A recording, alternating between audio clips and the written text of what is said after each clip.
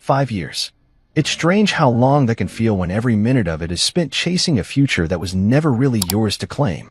My name is Marcus Hale, and for what feels like a lifetime, my world rotated around a single mission: to help my wife, Sienna, achieve her dreams.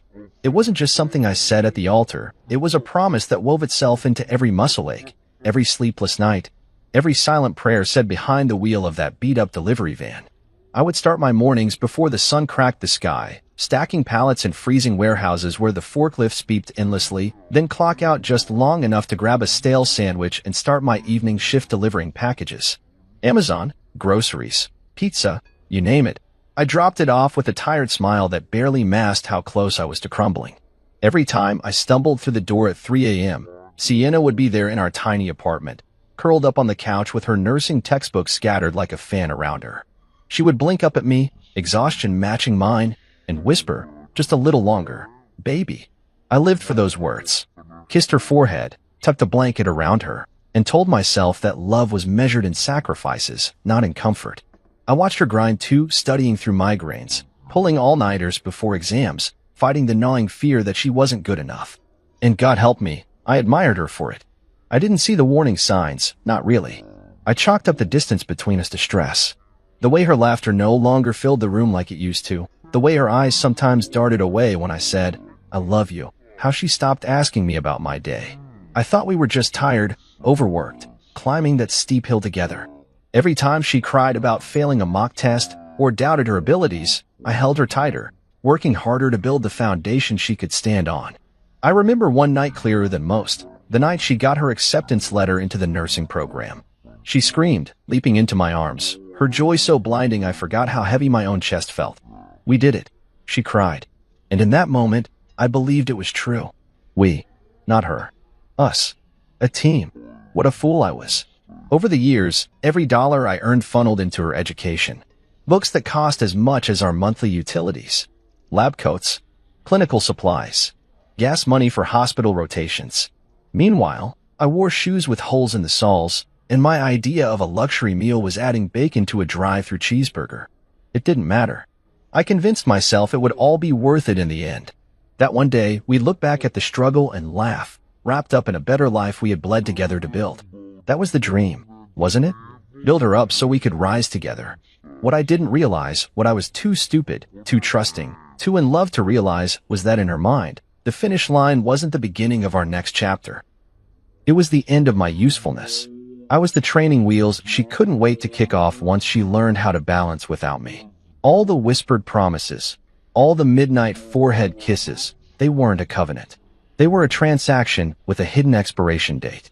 And when it finally came due, I wouldn't even be afforded the dignity of a warning. There's a cruelty in hope. It blinds you to the moments when the people you love most start packing up pieces of themselves without telling you. You stand there smiling like a fool, holding out your heart like an offering, never noticing that their hands are already too full with new dreams you no longer fit inside. 5 years of believing, of breaking my back to build a dream that was only meant for one of us. 5 years of just a little longer, baby, echoing in my ears, a lullaby masking a slow goodbye. I carried that hope like a fool carries a winning lottery ticket he never bothered to check, thinking it would save me, change everything, when really, it was just paper. Worthless, once the numbers were revealed. I wish I could say I saw it coming, that I noticed the way her hugs turned hollow, or the way she flinched when I mentioned the future. But love makes you blind in the most insidious way, not by covering your eyes, but by filling them with so much brightness you can't see the cracks forming in the foundation. I didn't see it. I didn't feel it until it hit me full force, like a sledgehammer to the chest. And by the time I realized the truth, there was no going back. Sienna Hale, the woman I built my life around, had already decided that the life we built together was a stepping stone she was ready to leave behind. And me? I was just the fool still standing at the bottom of the staircase, arms outstretched, waiting for a hand that was never going to reach back down. I didn't know what I was walking into that day. If I had, maybe I would have braced myself harder. Maybe I would have recognized the brittle tension in the air the moment I stepped through the door. But no. After all these years, some part of me still believed in happy endings. I had stopped at the store on my way home from the night shift, the exhaustion heavy in my bones, but the excitement somehow stronger. I'd grabbed a cheap bouquet of roses and a card that said "Proud of you" in big, stupid gold letters. I was ready to celebrate her. Us. Everything we had fought so hard for. But when I pushed the door open, the apartment was too still, too staged, almost like a set on a show where I was the only one who hadn't read the script. The champagne bottle caught my eye first, glinting in the sunlight like a trap. It sat in the center of the kitchen table, next to a neat stack of papers. And there she was, Sienna, radiant in her crisp white coat, the symbol of all those years of sacrifice made real. She looked like everything we had ever dreamed of. For half a second I smiled. Half a second before the pit opened under my feet. She turned, her expression shining with something that wasn't joy. It was freedom. A wild, untamed relief that had nothing to do with me. "You made it," she said lightly, picking up the champagne and popping the cork with an ease that made my stomach twist. Foam spilled over the edge, and she giggled, pouring 2 glasses without even looking at me. I set the flowers down stupidly on the counter. They looked pathetic there, bright and desperate and out of place in a room that no longer belonged to me. I reached for the papers, my fingers trembling slightly, my heart hammering a warning I didn't yet have the courage to heed. I didn't need to read the title. I knew instantly. Divorce agreement. Property division. No kids, no assets except the battered truck and the worn furniture we bought secondhand when we were broke and stupid and wildly in love. I lifted my gaze to hers, searching, pleading silently for some explanation, some hint of the woman I had given everything to. Instead, she smiled wider, clinking her glass against mine. "I need to grow without dead weight holding me back," she said, her tone breezy, as if discussing a new hairstyle. Dead weight. That was what I had become to her. A tether she no longer wanted dragging behind her now that she had the wings she needed. I didn't argue. Not because I agreed, but because I realized, standing there like an idiot in my work boots and warehouse uniform, that anything I said would only dignify the way she had already rewritten our history. Love hadn't died here. It had been methodically buried, replaced by ambition, by resentment, by a hunger for a life that no longer included me. I sat down heavily at the table, the chair groaning under the weight of the moment, and reached for the pin she had already thoughtfully placed beside the papers. My hand hovered for a second where I thought about fighting, about begging her to remember the nights we slept on an air mattress because we couldn't afford a bed frame, about the nights I came home with frostbitten fingers just to put gas in her car so she could make it to her clinicals, about all the invisible ways I had built a world around her. But what good would it do? She had already decided I didn't belong in the life she had fought for. So I signed. No hesitation, no dramatic pause for effect. Just the quick, brutal scratch of pen on paper. Behind me, I heard laughter, a soft, mocking giggle that made my skin crawl. I turned slightly to see Rachel, Sienna's best friend, leaning against the kitchen doorway with a glass of champagne in hand, her smirk barely disguised. She didn't even try to hide her satisfaction. I realized then that this wasn't a private betrayal, it was a celebration, a liberation. The two of them, giddy with the idea of a future without me cluttering up the picture. I pushed the signed papers toward Sienna and stood up. The chair scraped loudly against the floor, a sharp, ugly sound that felt too fitting for the moment. She didn't say thank you, didn't say sorry, just picked up the papers, glanced at my signature, and nodded approvingly, as if I had just completed one final chore before being dismissed. I walked to the door on legs that felt strangely detached from my body, numb and slow. I didn't look back. I didn't give them the satisfaction of seeing whatever emotion might have leaked through the cracks. Not anger, not sadness. Nothing. Let them laugh. Let them toast. Outside, the world was achingly normal. Birds chirped. A neighbor washed his car. Somewhere, a lawnmower bust. The sun was too bright, too oblivious to the shattering that had just occurred behind that door. I climbed into my old pickup, my hands gripping the steering wheel until my knuckles turned white. For a long moment, I just sat there, staring straight ahead, trying to remember how to breathe without her. 5 years ago, I had vowed to build a life around her. I had spent every waking moment stacking stone after stone, brick after brick, constructing a dream that she could stand tall within. And today, with a few strokes of a pen and a bottle of champagne, she had bulldozed it all to the ground. Not with rage or cruelty, but with something colder, indifference. I shifted the truck into gear and pulled away from the curb, the tires crunching over loose gravel. I didn't cry. I didn't rage. I just drove, 1 mile at a time, away from the life I had built, away from the woman who no longer needed me. Somewhere deep down, a tiny, broken voice whispered that maybe this wasn't the end. Maybe it was the beginning. But in that moment, it didn't feel like it. In that moment, it felt like all I had left were ashes. The night air clung to my skin like a second, colder layer as I packed my life into the back of my battered blue pickup. There wasn't much to load. Some clothes, a few tools, an old coffee maker with a cracked handle, and a box of memories I couldn't yet bring myself to throw away. The same memories that felt like a weight chained to my chest. I moved quietly, methodically, as if making too much noise might give someone the chance to talk me out of leaving. But no one came out. No one stopped me. The apartment that had once been our sanctuary now loomed behind me, windows glowing warmly like a cruel joke. I didn't expect Sienna to come outside. I guess some stubborn, wounded part of me hoped she might. That maybe she'd stand on the porch, arms crossed in that way she used to when we fought, daring me to stay, daring me to care enough to fight back. But the doorway stayed empty. The only figure that appeared was her mother, Carla. She leaned against the porch post, a full glass of wine swirling lazily in her hand. She wore a smirk like armor, watching me like a cat watches a trapped mouse. I didn't give her the satisfaction of meeting her gaze. Didn't flinch when she raised the glass in a mocking toast as I loaded the last of my things. Her contempt didn't hurt nearly as much as Sienna's indifference. The engine of my truck coughed to life, a rough, defiant sound in the stillness of the night. I slammed the door shut, the echo bouncing off the nearby houses, and for the first time in years, there was no one waiting behind a window to see if I made it home safe. I was alone, completely, undeniably alone.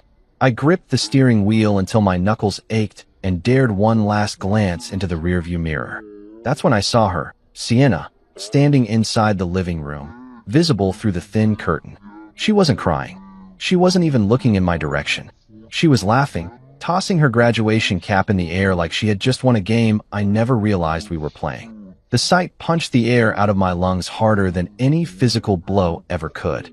I swallowed the sharp ache in my throat, shifted the truck into reverse, and backed out of the driveway without looking back again. I didn't peel out. I didn't slam the brakes for dramatic effect. I simply left.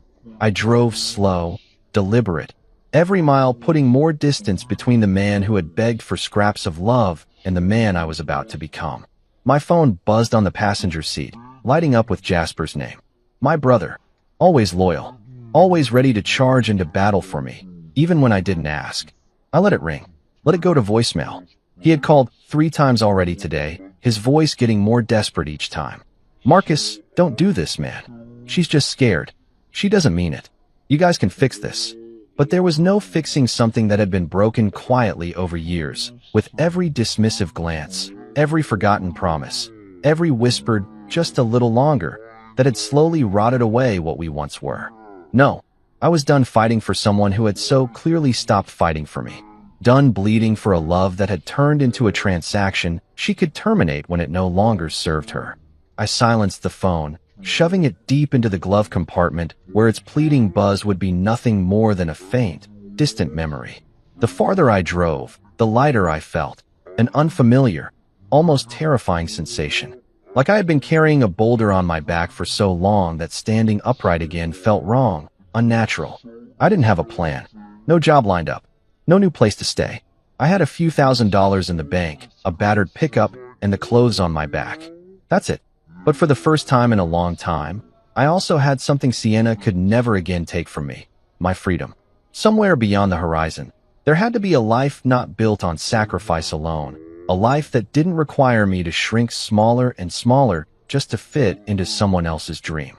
I drove until the familiar landmarks disappeared, until the city lights faded into a blanket of stars I hadn't seen in years, until the ache in my chest dulled into something manageable. I didn't know exactly where I was heading. I just knew it had to be somewhere Sienna's memory couldn't reach. Somewhere I could be just Marcus, not Marcus the delivery guy, Marcus the night manager, Marcus the husband who wasn't enough. Just Marcus. Around dawn, I pulled over on the side of a quiet country road. The fields stretched out endlessly on either side, the mist curling around the low hills like lazy ghosts.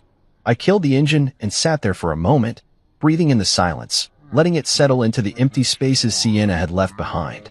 I opened the glove compartment and pulled out my phone again. One last check. No new messages. No frantic apology. No sudden realization of regret. And somehow, that made it easier. I deleted her number, the final cut of a thread I had clung to long after it had frayed beyond repair. Then I dropped the phone back in the glove box, closed it with a soft click, and leaned back against the worn seat. I didn't cry. The tears had dried up somewhere between the sound of Rachel's laughter and the sight of Sienna's cap flying through the air. What was left wasn't sadness. It wasn't even anger. It was something colder, something sharper. Resolve. I was done being the man who stayed. Done being the man who waited. From this moment forward, every mile, every hour, every breath would be mine. And as the sun rose slowly over the empty fields, painting the sky with the soft golds and pinks of a new day, I realized something else.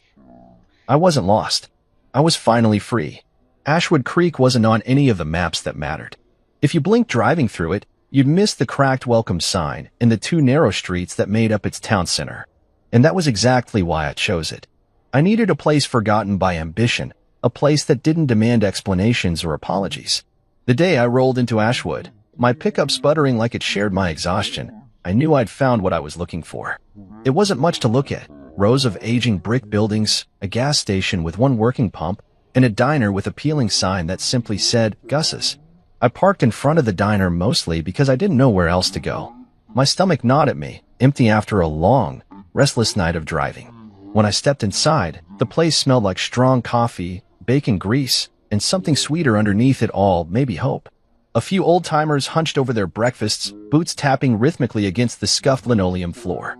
The woman behind the counter gave me a once-over and a small nod, like she'd seen my kind before, the kind running from something they didn't want to talk about.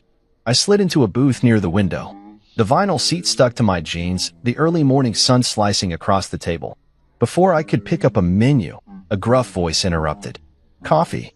I looked up to find Gus himself, a thick-set man with a shock of gray hair, arms like tree trunks, and a no-nonsense stare that pinned me to the spot. I nodded mutely. He poured without waiting for a response, the dark liquid steaming between us. You new around here? He asked, setting the pot down with a thunk. Passing through, I lied, even though some part of me knew I had no intention of moving on. Gus grunted, unimpressed. He slid a plate of bacon and eggs in front of me without asking what I wanted, then walked away. I stared at the food, my throat tightening unexpectedly. It had been a long time since someone gave me something without asking for anything in return.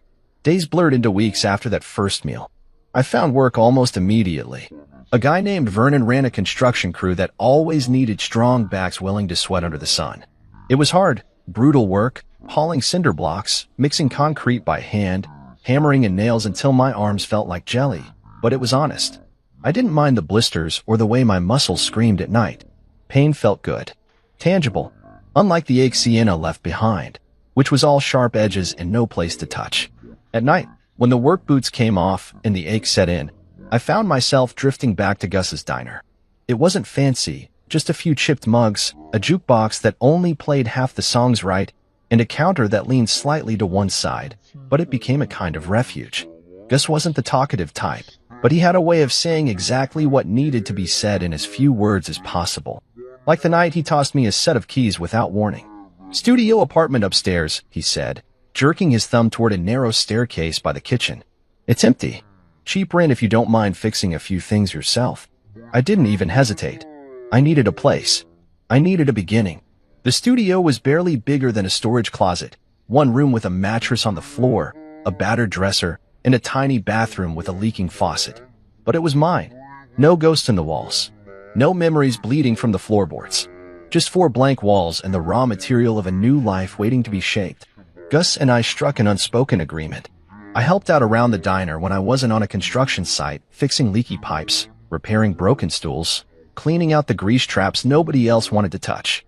In return, Gus paid me under the table and kept the coffee flowing. More than once, he caught me working late into the night, grease smeared across my arms, the soft sounds of country music humming from the jukebox. You ain't broken, son, he said one evening, handing me a beer and leaning against the counter. You're just unappreciated. There's a difference. I stared at him, not sure if I should laugh or cry. I settled for nodding. Maybe he was right. Maybe being left behind wasn't the same as being worthless. Maybe it was just the wrong people who didn't know how to value what they had. Slowly, painfully, I started stitching myself back together. Not with grand declarations or flashy new beginnings. With small, steady steps. Fixing the squeaky diner door. Rebuilding an old motorcycle I bought off a guy for $200. Watching the sun rise over Ashwood Creek's endless fields. Breathing in air that didn't feel heavy with failure. I didn't tell anyone from my old life where I was. Not Jasper. Not my parents. Definitely not Sienna. It wasn't about punishing them or proving a point. It was about preserving the fragile, growing thing inside me. The part that believed I could be more than the man left holding the empty promises of a life that was never meant to last. One night, after the diner had closed and the stars had spilled across the sky in a thick blanket, I sat on the roof above my studio, legs dangling over the edge.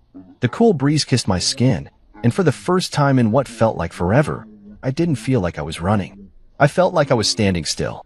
Whole. Healing. Ashwood Creek didn't care who I used to be. It didn't demand explanations or penance. It just existed, quiet, steady, real. And maybe that was all I needed right now. A place to exist without pretending. A place where I could finally remember who Marcus Hale was before love and loss twisted him into something he barely recognized. The road behind me was closed. The road ahead was uncertain. But for the first time in a long time, the road was mine. It didn't happen overnight. The feeling of belonging. It was like watching a sunrise creep across the horizon. Slow, almost invisible at first, but undeniable once it warmed your skin. Ashwood Creek, with its peeling paint and weathered storefronts, became the background of a life I was quietly, stubbornly building. I wasn't Marcus Hale, the man who got left behind anymore. I wasn't anybody, really, and for the first time, that felt like freedom. I bought a house just outside town, a sagging old place with a crumbling porch, vines crawling up the sides like it was being slowly swallowed by nature. The roof leaked when it rained. The front steps were rotted through.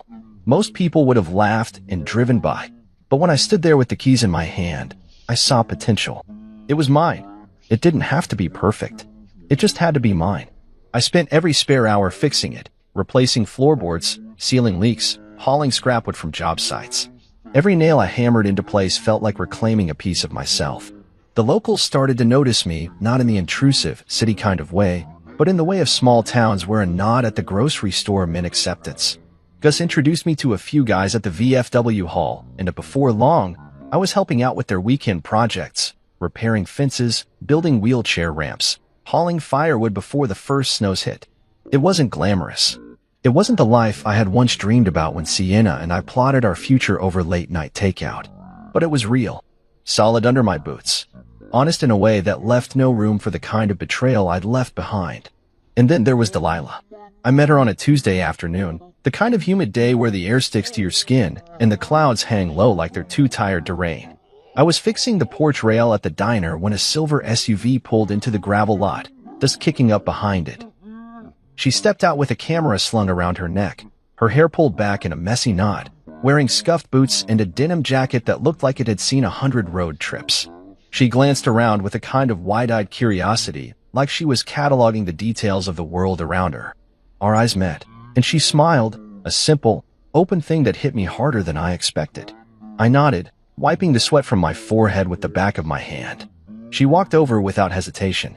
"You're not from around here," she said, her voice light, teasing, not accusing, just an observation. I shrugged. "Guess that makes two of us." She laughed, the sound low and genuine. It wasn't a flirtatious laugh, not the polished kind Sienna used to deploy like a weapon. It was easy, honest. She introduced herself, Delilah Moore, a traveling photographer documenting small towns across America. I didn't have much to say about myself, and she didn't pry. She just sat on the porch steps while I worked, snapping photos of the diner sign, the chipped coffee mugs through the window, the way the afternoon sun turned the dust into gold. Over the next few weeks, she kept showing up. Sometimes she ordered a slice of pie and nursed a cup of coffee for hours, flipping through her photos. Sometimes she sat at the counter and swapped stories with Gus, making the old man laugh in a way I hadn't seen before. And sometimes she found me, wherever I was patching a fence or tuning an engine, and asked if she could take my picture. At first, I said no. I didn't want to be captured, frozen in time as the broken man who ran away. But Delilah had a way of looking at you that made you feel seen, not judged, not pitted, just seen. One day, I relented. She snapped a few shots of me sanding down a motorcycle frame behind the diner. I expected to hate them, expected to see the ghost of who I used to be. But when she showed them to me, I didn't see a broken man. I saw someone still standing, still fighting. Delilah didn't ask about my past. She didn't push. She just let me exist beside her, quietly, steadily, until it felt natural to open up. Sitting on the tailgate of my truck one night, under a sky so full of stars it looked like it could swallow us whole, I found myself telling her things I hadn't said out loud in years. About the 5 years of tomorrows I gave to someone who never planned to stay. About the nights spent wondering what I could have done differently. About the quiet rage that sometimes still curled in my gut when I thought about Sienna's laughter as I drove away. Delilah listened. She didn't interrupt, didn't offer easy platitudes. When I finally ran out of words, she reached over and took my hand in hers. Simple, certain, grounding. You deserve to be loved where you're celebrated, she said softly, not tolerated. The words hit something raw and aching deep inside me. I didn't realize how badly I needed to hear them until that moment. How much I had twisted myself over the years, trying to be small enough, patient enough, good enough for someone who had already decided I wasn't what she wanted. With Delilah, there was no tightrope to walk, no invisible test to pass.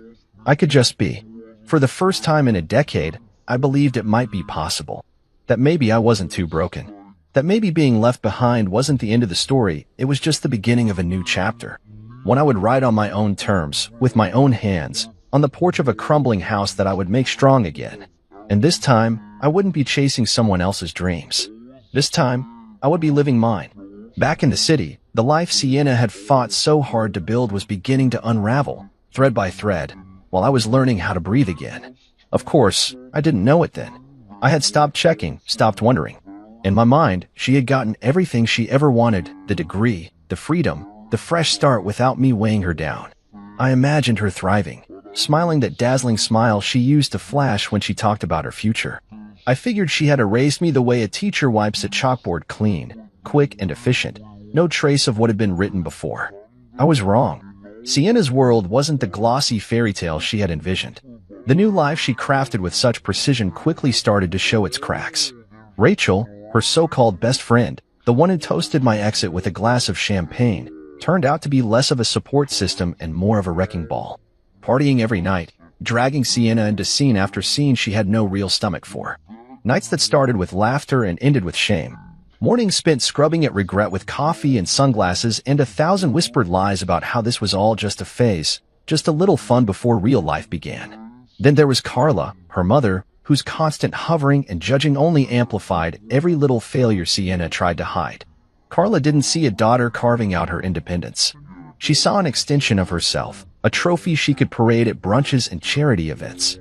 Every mistake Sienna made, every job application that was ignored, every relationship that fizzled, became another lecture, another reminder that she wasn't living up to the image her mother had painted for her. The applause Sienna had craved so desperately started sounding hollow when it came with conditions and criticism buried underneath the praise. Even the job she finally landed wasn't what she imagined. Nursing, once her dream, turned into 12-hour shifts of thankless patients, arrogant doctors, and endless paperwork. The scrubs weren't glamorous. The pay wasn't life-changing. The reality didn't match the fantasy she had sacrificed so much for. She watched other nurses smile when they clocked out and realized she couldn't remember the last time she felt joy. Not real joy. The kind that bubbles up from somewhere deep and pure. Her days blurred into a cycle of exhaustion and resentment, and the pride she had worn on graduation day dulled under the weight of repetition and loneliness. Loneliness, that was the worst part. The men she dated were a carousel of the same smiling faces, the same empty promises. None of them stayed long. None of them really knew her. Not the way I had known her, back when she was still the girl who cried over bad grades and dreamed of saving lives. She traded gold for glitter, and when the glitter blew away in the wind, she was left standing in the ashes, wondering when everything had gone so wrong. One night, rummaging through a drawer she hadn't touched in years, she found an old photo. It was us, standing in front of the apartment on the day we signed the lease, beaming like idiots, holding a set of keys between us like it was Excalibur. I had one arm slung around her shoulders, and she was laughing, a real, unguarded laugh that crinkled her nose and made her eyes shine. The sight of it hit her like a freight train. For the first time in a long time, she sat down and really looked at it.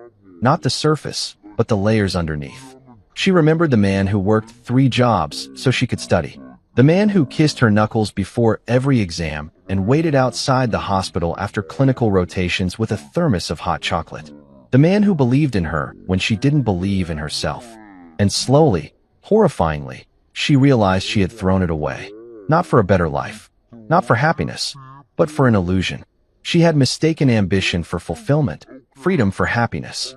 And in the process, she had betrayed the only person who had ever truly stood beside her without asking for anything in return. That night, surrounded by empty wine glasses and unopened mail, she cried harder than she ever had before. She wasn't crying for the life she thought she lost. She was crying for the man she had left standing at the door with a heart full of loyalty and a bouquet of crushed roses. For the first time, she wasn't angry at me. She wasn't resentful. She was ashamed. But shame is a funny thing. It doesn't come with a clear path to redemption. It festers. It eats away at your sleep, your smile, your reflection in the mirror.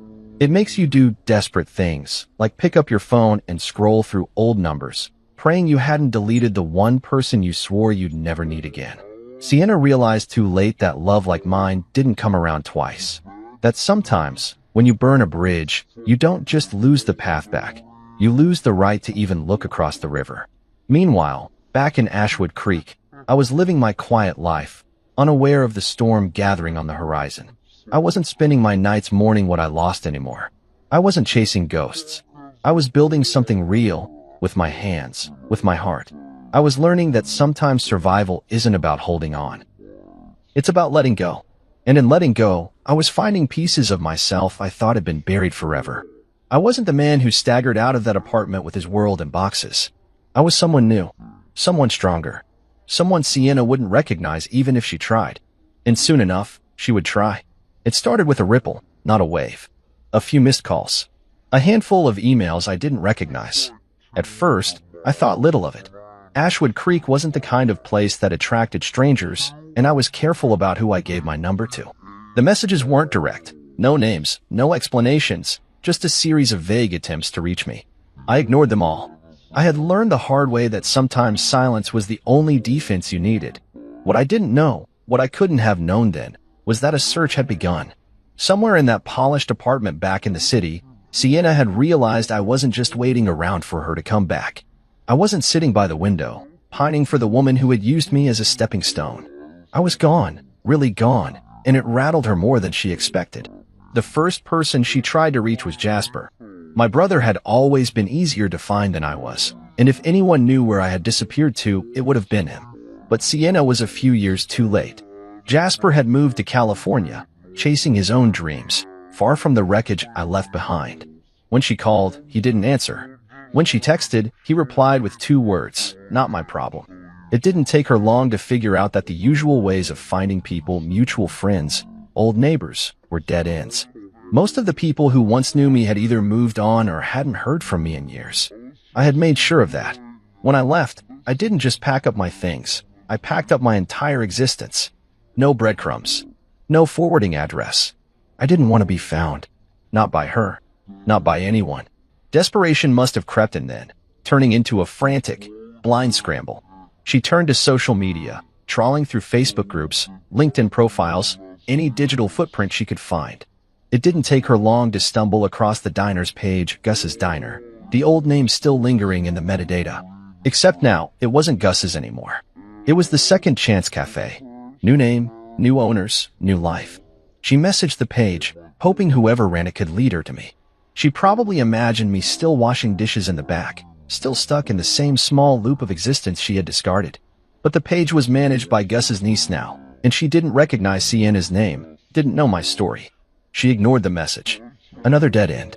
Frustrated, Sienna got in her car and drove to my parents' old neighborhood. The house she had once visited for Sunday dinners was gone, sold to a family with 3 kids and a dog that barked at her when she knocked. Strangers answered the door, giving her polite but wary smiles before shaking their heads. No Marcus Hale here. No one by that name. No one who cared. The panic bloomed full force then, wrapping around her throat like a vice. It's funny how you can walk away from someone thinking you've won, only to realize later that you were the one who lost everything that mattered. She thought she had all the time in the world. That if she ever wanted, she could just turn around and I'd be there, waiting like some loyal, broken thing too stupid to realize he deserved better. But the man she left behind wasn't waiting anymore. He was living. Back in Ashwood Creek, I had no idea of the chaos unraveling miles away. I was too busy sanding down the frame of an old Harley, grease staining my hands, the smell of oil and sun-warmed metal filling the air. Life was simple here. Honest. If I wasn't working at the bike shop, I was at the diner or tinkering with the house, slowly turning it from a sagging wreck into a place that felt like a home. Delilah's laughter often drifted through my days now, a low, easy sound that warmed places inside me I thought had permanently gone cold. She never pressed when I seemed lost in thought, never tried to fix what wasn't broken. She just stood beside me, silent and steady, while I learned how to be a man who didn't define himself by the love he lost.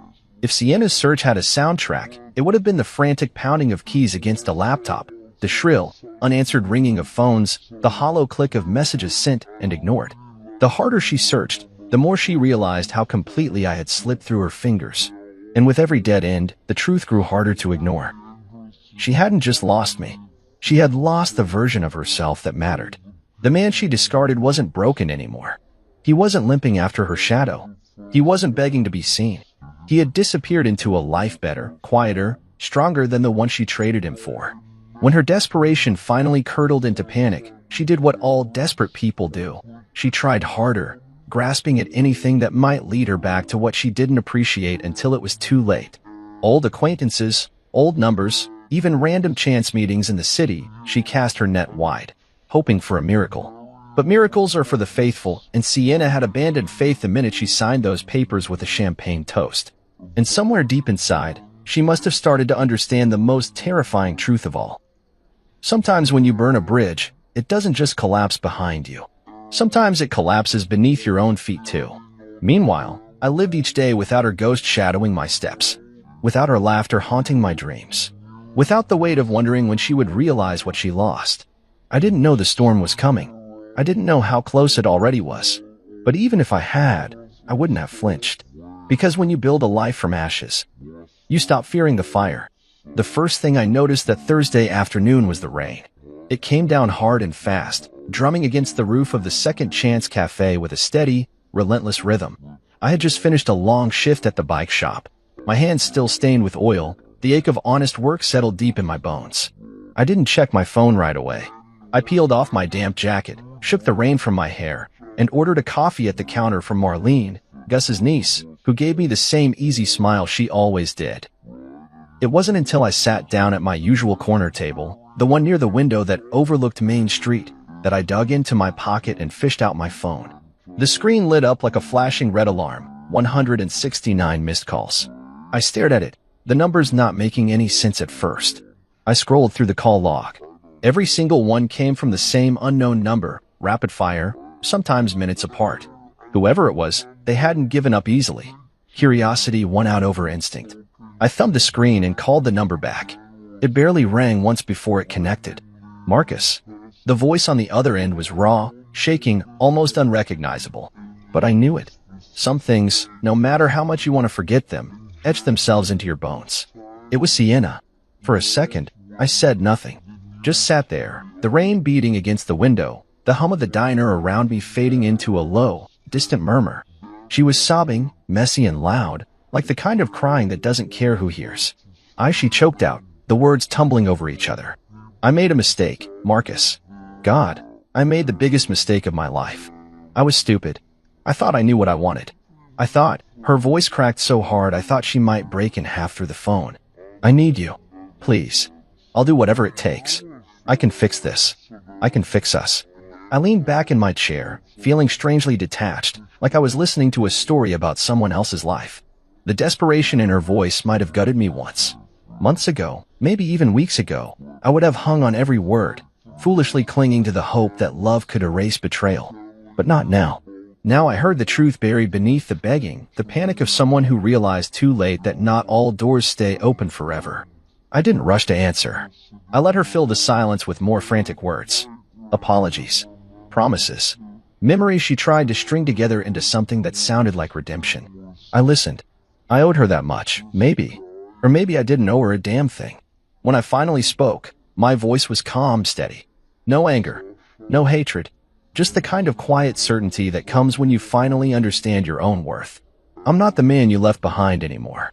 The words hung there, suspended between us like a blade. I didn't elaborate. I didn't try to soften the blow. I didn't give her a roadmap back to me. Some journeys aren't meant to be retraced.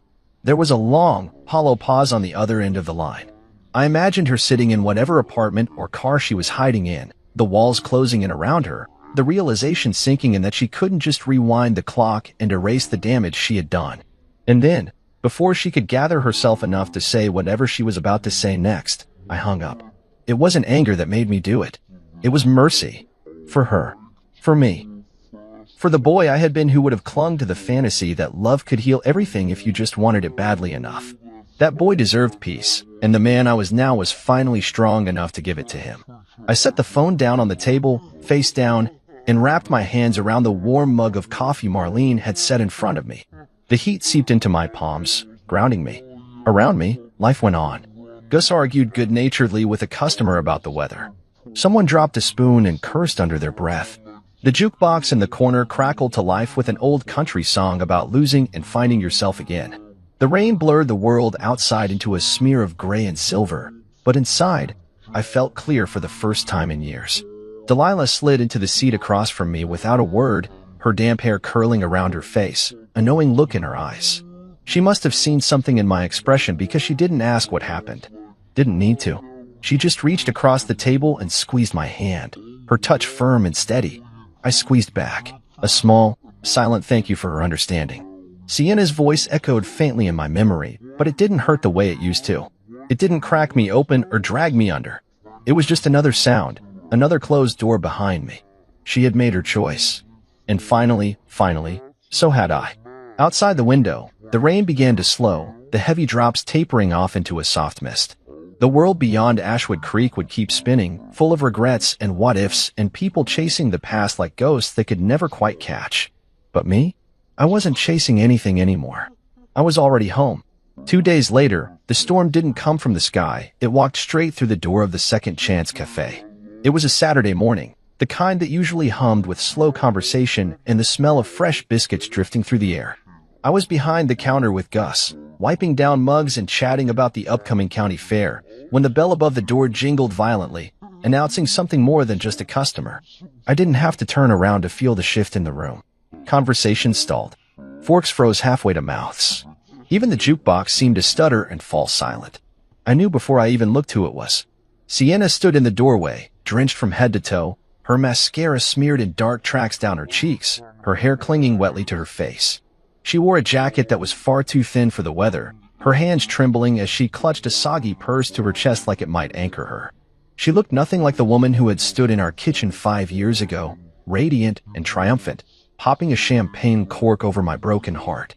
Delilah sat at the counter a few stools down, cradling a cup of tea in her hands. She turned her head slightly, registering the scene without panic, her expression calm but alert. She didn't speak. She didn't move. She just watched, her presence a silent wall of strength beside me. Sienna's eyes locked onto mine, and for a moment, the whole world narrowed down to just the space between us. She stumbled forward a step, her voice breaking the thick, stunned silence of the diner. "Marcus, please."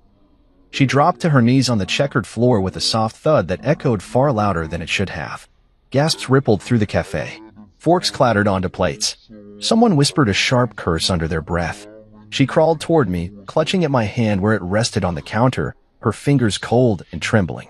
Tears mixed with the rain on her face, making her look almost childlike in her desperation. "I'm sorry," she sobbed, voice ragged. "I'm so sorry. I didn't know what I was doing. I was stupid. I was selfish." She hiccuped, gasping for air. "I thought I needed to find myself, but I only lost everything that mattered."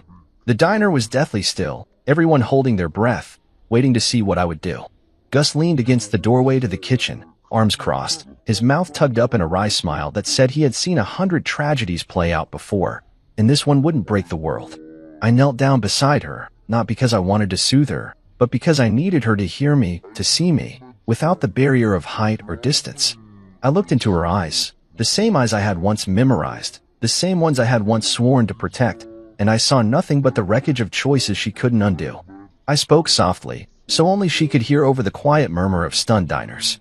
"You taught me how to be invisible," I said, my voice low and steady. "You taught me that loyalty, sacrifice, love, they didn't matter if they weren't convenient for you." She shook her head fiercely, mouthing no over and over again, but I kept going. I needed her to understand this wasn't anger talking. It was clarity. "You made me a ghost," I said. "Now you'll learn how it feels." I stood up slowly, feeling the weight of every eye in the room. I could feel Delilah's steady gaze, like a tether keeping me grounded. Sienna stayed on her knees, looking up at me with a shattered expression, reaching out one last time like a drowning woman grasping for a lifeline. But I had no lifelines left to give her. Without breaking eye contact, I walked over to Delilah. She set her tea down and rose to meet me without hesitation. I reached for her hand, the same hand that had held mine through rebuilding days and long, silent nights. The hand that never demanded anything but gave everything freely. I lifted her hand to my lips and kissed it gently, reverently, in front of everyone, in front of Sienna. The meaning was clear. This was my life now. This was where my loyalty, my love, belonged. Delilah smiled softly, squeezing my hand in return, not to mark territory or claim a victory, but simply to remind me that I wasn't alone anymore. That I didn't have to carry old wounds like battle medals. Sienna let out a low, broken sob that seemed to shatter against the walls of the diner. I didn't look back. I didn't need to. As I led Delilah toward the door, the rest of the diner began to buzz with movement again, forks scraping plates, conversations picking up awkwardly. Life, refusing to pause for one woman's regret. Gus tipped his imaginary hat to me as I passed, a silent salute I understood without needing to hear the words. Outside, the rain had eased into a fine mist, soft and almost forgiving. I helped Delilah into my truck, climbing in beside her. For a moment, we sat there in the quiet, the windows fogging slightly from the heat of our breathing. Delilah rested her head against my shoulder. "You okay?" she murmured. I thought about it. Really thought about it. About the years I spent loving someone who couldn't love me back. About the nights I wondered if I would ever feel whole again. About the long, brutal climb out of the pit Sienna had left me in. I turned my head, pressing a kiss to Delilah's temple. "I'm better than okay," I said. "I'm free." As I started the engine and pulled away from the diner, from the wreckage of a life that wasn't mine anymore, I realized something that made me smile. Some ghosts aren't meant to haunt you forever. Some ghosts are meant to teach you how to live again. Life didn't snap back into place like a rubber band after that day. It didn't miraculously erase the years I spent trying to make myself small enough for someone else's dreams. Healing wasn't a straight road in Ashwood Creek. It was winding, full of little detours and unexpected stops, but it was mine. Every scar, every crack in my heart, every rough edge I'd once tried to sand down for the sake of someone else's comfort, none of it needed to be hidden anymore. Delilah and I built a life together the way a craftsman builds a house, not in a rush, not with cheap shortcuts, but with careful hands and a steady patience that neither of us had ever truly been given before. She didn't complete me. She didn't fill some missing piece. She walked beside me, and that was enough. We were two whole people who chose each other, day after day, without needing to be anyone but ourselves. The day we got married, we didn't rent a fancy venue or plan some extravagant ceremony. We stood beneath the sprawling oak tree behind the cafe, the one that had shaded so many quiet conversations and tired mornings. Gus officiated with a battered Bible in one hand and a mischievous twinkle in his eye, half reading, half making it up as he went along. The whole town showed up, Marlene from the diner, Vernon and his construction crew, even the mayor, who gave us a confused but heartfelt blessing between bites of barbecue. Delilah wore a simple dress, white cotton that fluttered around her legs in the breeze. I wore the only suit I owned, one Gus had insisted on pressing himself the night before. There were no bridesmaids, no groomsmen, no fancy flower arrangements. Just us, standing under that tree, promising each other not perfection, not fantasy, but the kind of love that grows in real soil with roots strong enough to weather any storm. When she said, "I do," it wasn't a performance. It wasn't a script rehearsed 100 times. It was a promise spoken with a quiet certainty that made my chest ache in the best way possible. When I slid the ring onto her finger, my hands didn't shake. They were steady, sure. I knew what I was giving, and I knew what I was receiving. Not a dream, not a lie, a life. Afterward, we danced barefoot on the grass, Gus playing old records on a cranky portable player that skipped every third song. Children ran between tables piled high with fried chicken, pies, and jugs of sweet tea. It wasn't the wedding I once imagined as a younger man, grand and polished and perfect. It was better. It was ours. I opened a motorcycle repair shop that summer, in a little brick building a few blocks from the cafe. It smelled like oil, metal, and hope. I spent my days rebuilding engines and mentoring young men from town who needed someone to believe in them the way Gus once believed in me. Kids with too much anger in their fists and too little guidance in their lives. I taught them how to use a wrench, how to respect a machine, how to take pride in something they built with their own hands. In the quiet hours between jobs, I sat on the front steps of the shop, sipping coffee, listening to the sound of the town breathing around me. I didn't need noise anymore. I didn't need constant motion. I had learned the beauty of a still life, of a simple life, of a life lived fully in the moments most people rush through. Every so often, I would catch a glimpse of Sienna's number flashing across my phone screen. No name, just the digits burned into my memory like a brand. I never answered. Never blocked it either. I didn't need to. Her calls weren't a threat. They were echoes, fading reminders of a life I had already buried with my own two hands. Sometimes, when the sun dipped low and painted the sky in bruised golds and deep blues, I thought about her. About the boy I used to be. About the man I had become. I didn't hate her anymore. I didn't pity her either. I simply understood something she never could. Some goodbyes are meant to last forever. Not because of anger. Not because of vengeance. Because letting go is an act of love too. Love for yourself. Love for the life that still waits beyond the ashes. Delilah would come sit beside me on the steps, her camera slung over her shoulder, the scent of wildflowers clinging to her skin. She'd lean her head against my shoulder and ask, without asking, if I was okay. And I always was. More than okay. I was free. I was home. I was finally, the man I was always meant to become. Under the open sky of Ashwood Creek, with calloused hands and a heart stitched back together one day at a time, I built something no one could take from me again. A life. A love. A forever that belonged to me. I woke up to the sound of the phone ringing, sharp and loud in the dark. It was just before dawn, the kind of hour where nothing good ever happens. Caroline, my wife, stirred beside me, mumbling something before she reached for it. Her voice went from sleepy to stiff in seconds. "What? When?" she said, sitting up fast. I rubbed my eyes and turned on the lamp, watching her face tighten. Her dad, Victor Ellison, was dead. Heart attack. No warning, no slow goodbye, just gone. The man who built Ellison Dynamics, a billion-dollar tech empire, was out of the picture, and I could feel the ground shifting under us already. Caroline hung up, staring at the wall like she could see through it. "He's gone," she whispered, more to herself than me. I didn't know what to say. Victor wasn't just her father. He was my boss, my mentor, the guy who gave me a shot when I married into the family.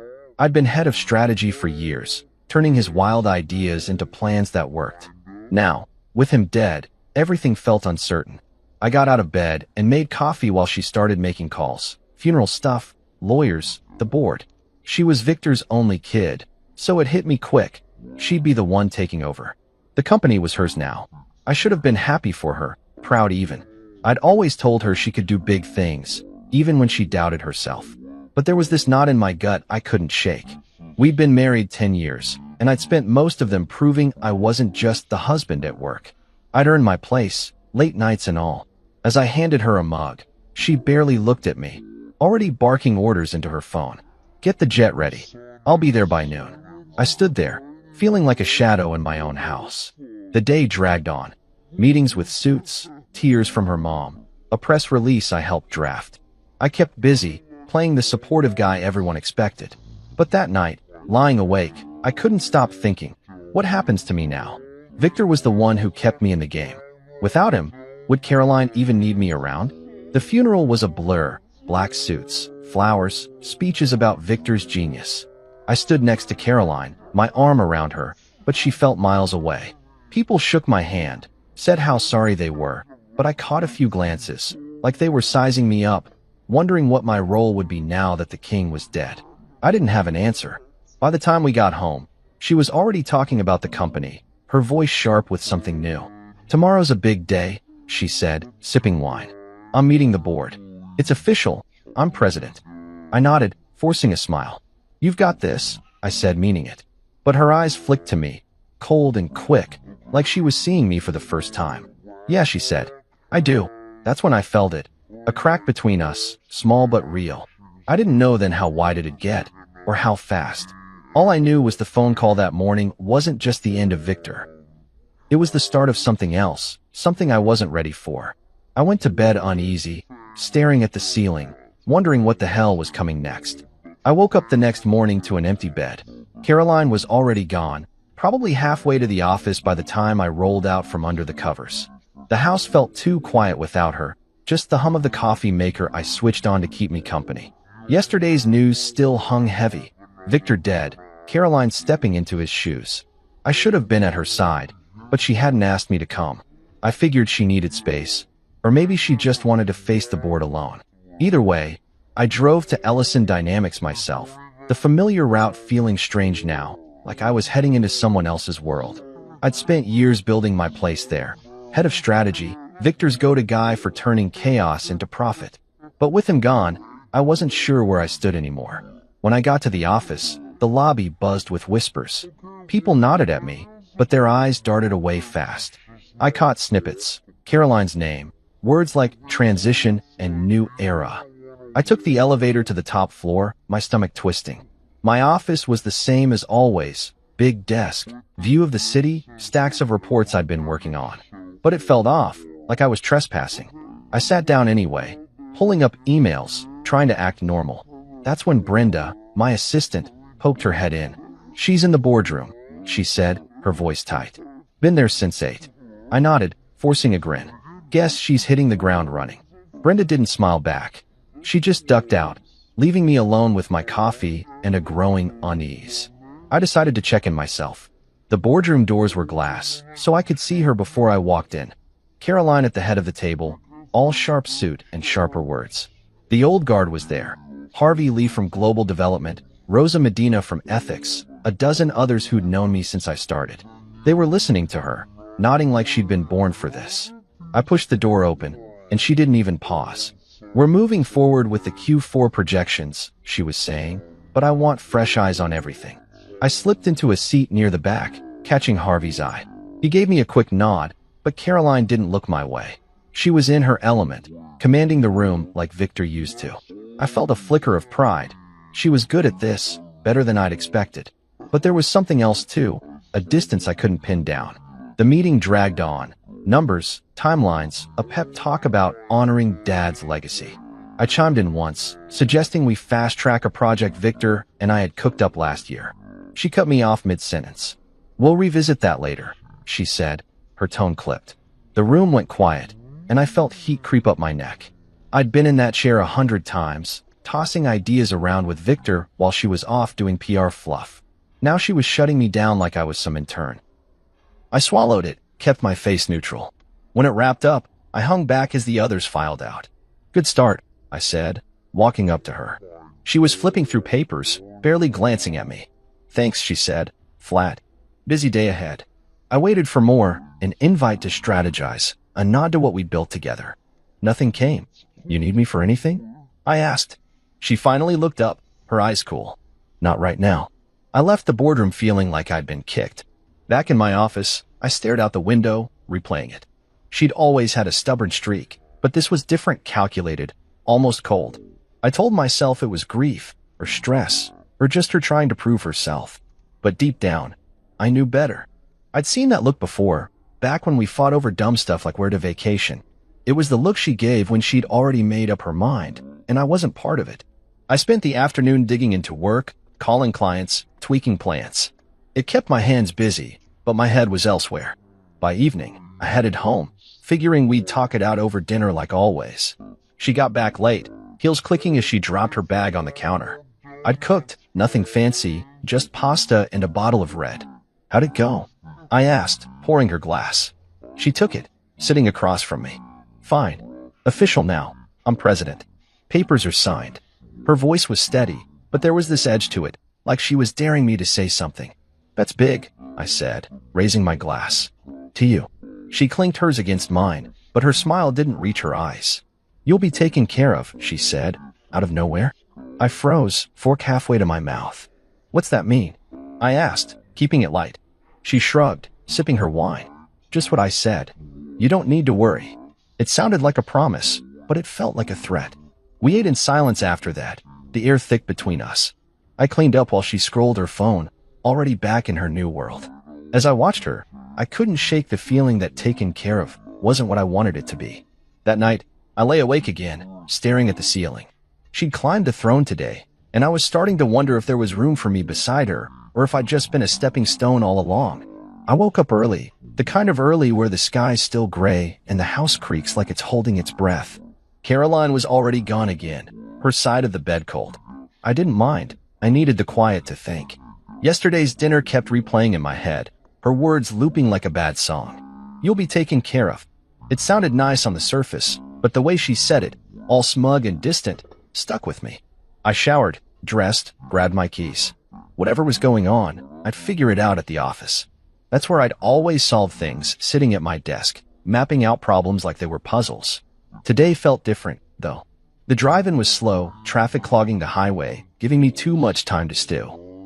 By the time I pulled into the parking garage at Ellison Dynamics, my gut was tight, like I was walking into a fight I didn't know about yet. The lobby was the same as always, glass walls, fake plants, the receptionist who never smiled. I nodded at her, took the elevator up. People were milling around, quieter than usual, like they were waiting for something. I brushed it off and headed to my office. Brenda was there, standing by my door, fidgeting with a pen.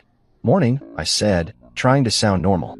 She didn't meet my eyes, just mumbled something and scurried off. That's when I knew. Something was wrong. I pushed the door open, and there it was, sitting dead center on my desk. A white envelope with my name scratched across it in sharp, black ink. No stamp, no return address, just James Carter, in a handwriting I didn't recognize. I dropped my bag, shut the door, and picked it up. My fingers felt clumsy tearing it open, like I was moving through mud. The letter was short, typed, official. "Dear Mr. Carter," it started. "This is to inform you that, effective immediately, your resignation from the position of head of strategy at Ellison Dynamics has been accepted. We thank you for your service and wish you well in your future endeavors." At the bottom, a signature, Caroline Ellison, President. I read it twice, then 3 times, waiting for it to make sense. Resignation? I hadn't resigned. I'd been in that job 8 years, built half the damn strategies that kept us afloat. My hand shook as I set it down, the paper crinkling. I looked around my office, my books, my coffee mug, the framed photo of me and Victor shaking hands at some gala. This was my space. She couldn't just take it. I grabbed the letter and stormed down the hall, straight for her office. People parted like I was a truck barreling through, but I didn't care. I needed answers. Her door was cracked open. I didn't knock, just pushed it wide and stepped in. She was there, leaning back in Victor's old chair, her desk covered in files. She didn't even flinch when I walked in, just looked up with this calm, smug little smirk that made my blood boil. "What the hell is this?" I said, holding up the letter. She tilted her head, like she was sizing me up. "What it says," she replied, cool as ice. "You're out." I stepped closer, slamming the paper on her desk. "I didn't resign, Caroline. You don't get to just fire me like this. We're married. We built this together." She laughed, short and sharp, leaning forward now. "Built it together? Please, James. You were Dad's pet project. I'm in charge now, and I don't need you dragging me down." I stared at her, my chest tight. Dragging her down? I'd stayed late when she went home early, fixed messes she didn't even see. "You can't do this," I said, quieter now, trying to keep my voice steady. "The board won't let you." She shrugged, that smirk growing. "They already did. It's done." I wanted to yell, to flip the desk, to make her feel how wrong this was. But her eyes, cold, hard, like she'd been planning this, stopped me. She thought she'd won, that I'd crumble and walk away. I took a breath, deep and slow, and something clicked. I didn't need to fight her here, not like this. I straightened up, looked her dead in the eye, and smiled. "Perfect," I said. Her face twitched, just for a second, confusion, maybe fear. "What's that supposed to mean?" she snapped. I didn't answer. I just turned and walked out, leaving the letter crumpled on her desk. Back in my office, I didn't sit down. I started packing, slow, deliberate. My books, my pens, that photo with Victor. People peeked in, whispering, but I ignored them. Brenda came by, hovering like she wanted to say something. "You okay?" she asked finally. "Yeah," I lied, shoving a notebook in my bag. "Just cleaning up." She nodded. didn't push. I could feel Caroline watching from down the hall. She'd followed me, probably expecting me to beg or break. I didn't give her the satisfaction. "See you around," I said to Brenda, slinging my bag over my shoulder. As I headed for the elevator, Caroline's voice cut through. "You were never more than my dad's charity project," she hissed, loud enough for everyone to hear. I stopped, turned, looked at her. She was grinning, loving the audience. I could have told her the truth right then, how Victor trusted me more than her, how I'd been his real right hand. But I didn't. I just kept walking. In the car, I gripped the wheel, my knuckles white. Charity project? She had no idea. Victor and I had been tight, late-night talks, plans she'd never touched. He'd seen her ambition, her blind spots. And he'd made sure I had a card to play if she ever pulled something like this. I didn't know what it was yet, not exactly, but I knew it was coming. As I pulled out of the garage, my phone buzzed. A text from Ellis Monroe, Victor's lawyer. "Call me when you're free," it said. I smirked. She thought she'd cut me out, but this wasn't over. Not by a long shot. I turned up the radio and drove home, the letter still burning in my mind, but now it felt like fuel. I walked out of Ellison Dynamics with my bag slung over my shoulder, the weight of it nothing compared to the fire in my chest. Caroline's words echoed in my head, charity project. She'd called me, spitting it out like I was some stray her dad picked up off the street. The parking garage smelled like oil and concrete, and my footsteps bounced off the walls as I headed to my car. People stared as I passed, their whispers trailing behind me, but I kept my eyes forward. She wanted a show? Fine. Let her think she'd won. I slid into the driver's seat, tossed my bag in the back, and just sat there for a minute, staring at the dashboard. My hands were still shaking from the confrontation, her smirk, her voice, the way she twisted the knife in front of everyone. I could have fought back right then, thrown everything I knew in her face. But I didn't. That perfect I'd tossed at her wasn't surrender, it was a promise. She'd see. I started the engine and pulled out, the city blurring past as I drove. My office was gone, my job was gone, and my wife a hell. I wasn't even sure what she was to me now. We'd been a team, or so I thought. I'd spent years covering for her, smoothing over her impulsive calls, filling in the gaps when she didn't want to get her hands dirty. And this was how she paid me back, kicking me out the second she got power? I gripped the wheel tighter, weaving through traffic. She thought I'd beg, crawl back to her, maybe sue her for the hell of it. She didn't know me at all. I wasn't some nobody she could toss aside. Victor hadn't just hired me because I married his daughter. He'd seen something in me, trusted me with things she'd never understand. And that trust? It was about to bite her. Halfway home, my phone buzzed in my pocket. I fished it out at a red light, Ellis Monroe's text still glowing on the screen. "Call me when you're free." I smirked again, the first real spark of something like hope since that damn letter hit my desk. Ellis was Victor's lawyer, old school and loyal as hell. If he was reaching out now, it wasn't for small talk. I'd known him almost as long as I'd known Victor, quiet dinners, late-night strategy sessions when Caroline was off doing God knows what. He'd been at the funeral, too, shaking my hand with this look in his eye like he knew more than he was saying. I didn't call him yet, needed to clear my head first. I turned into a gas station, grabbed a coffee from the shop inside. The clerk barely looked at me, and I was glad for it. Standing there, sipping burnt coffee, I let my mind go back to Victor. He'd been a hard man, gruff, demanding, the kind of guy who'd chew you out 1 minute and pour you a drink the next. But he'd liked me, not just as his daughter's husband, but as a partner. We'd sit in his study, him with his whiskey, me with a beer, hashing out plans for the company.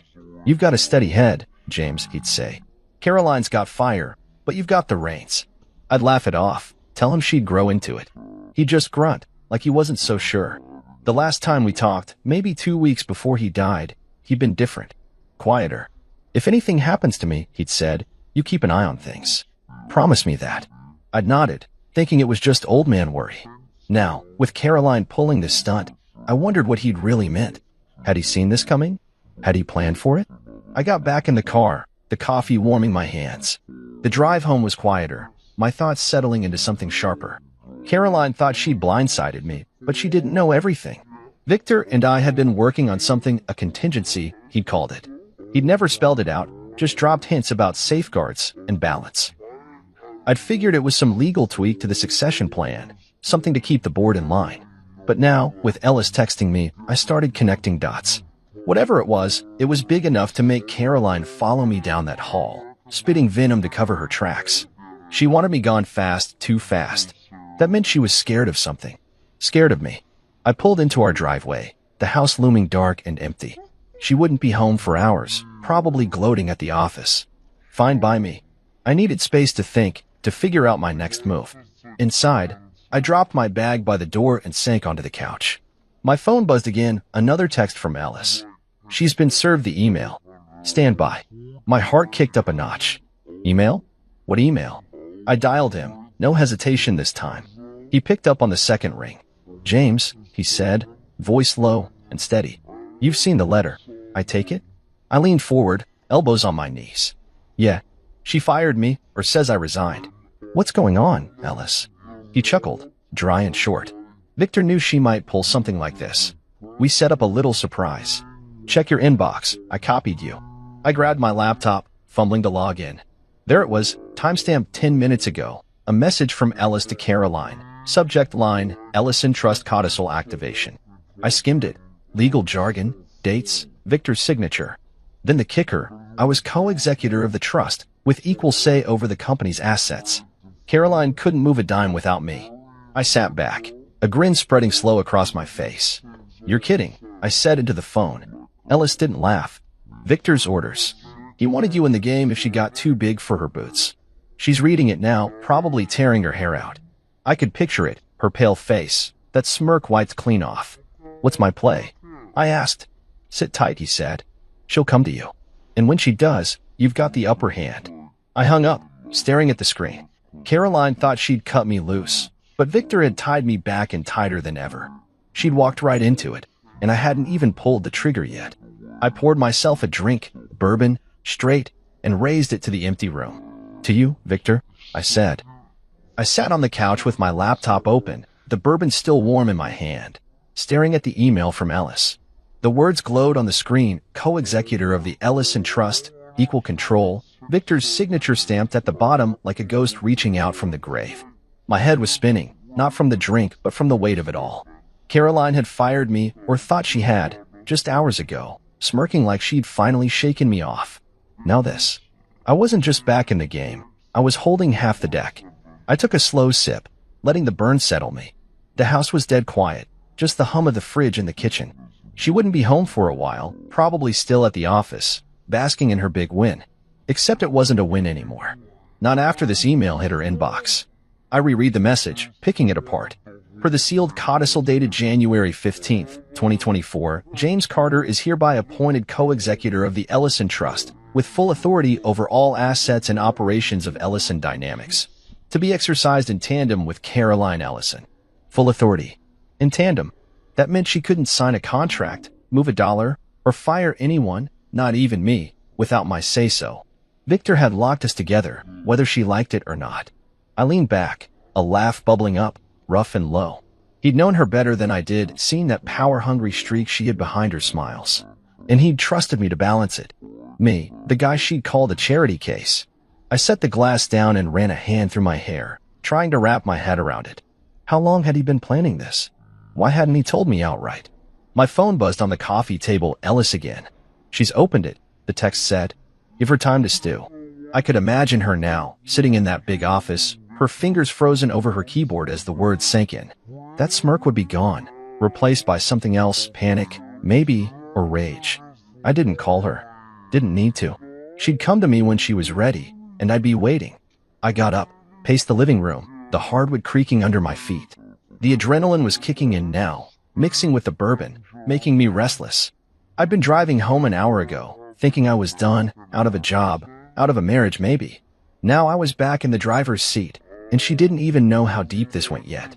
I stopped by the window, looking out at the dark street. The plan had been Victor's, but the timing?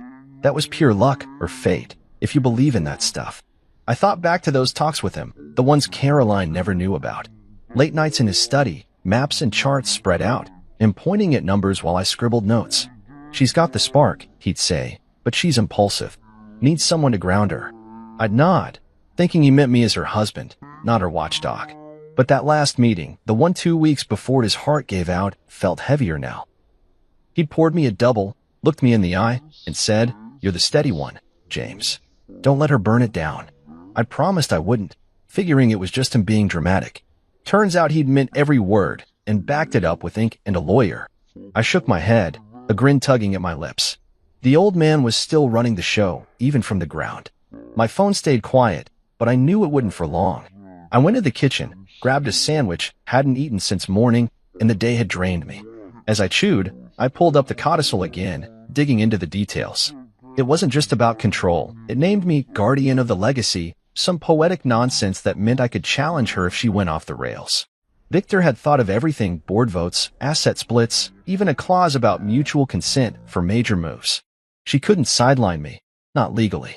I finished the sandwich, wiped my hands, and checked the clock. Almost 9.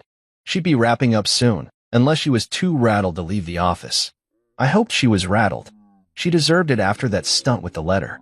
I was halfway through another bourbon when the headlights swung into the driveway. My pulse picked up, but I stayed put, leaning against the counter. The door opened, and there she was, Caroline, still in her power suit, her face pale as hell. She dropped her bag, stared at me like I'd grown a second head. "You got the email," I said, casual, like we were talking about the weather. Her mouth opened, closed, then opened again. "What the hell is this?" she said, her voice shaking. "Co-executor? Guardian of the legacy? Why didn't I know about this?" I shrugged, taking a sip. "Guess Victor didn't trust you to play nice." Her eyes narrowed, but there was fear behind them now, not just anger. "He trusted me to run this company," she snapped. "Not you." I set the glass down, stepped closer. "Then why'd he give me half the keys?" She didn't answer, just stood there, breathing hard. I could see the gears turning, her trying to figure out how to spin this, how to get back on top. "This changes nothing," she said finally, but it sounded weak, like she was convincing herself. "It changes everything," I shot back. "You can't move without me now. No more solo power trips." She glared, her hands balling into fists. "You think you can just waltz back in?" She stopped herself, but I knew what she meant. "After she fired me." I smiled, slow and deliberate, the same way I had in her office. "I never left," I said. "Victor made sure of that." She turned and stormed upstairs, slamming the bedroom door. I didn't follow. "Let her stew," like Ellis said.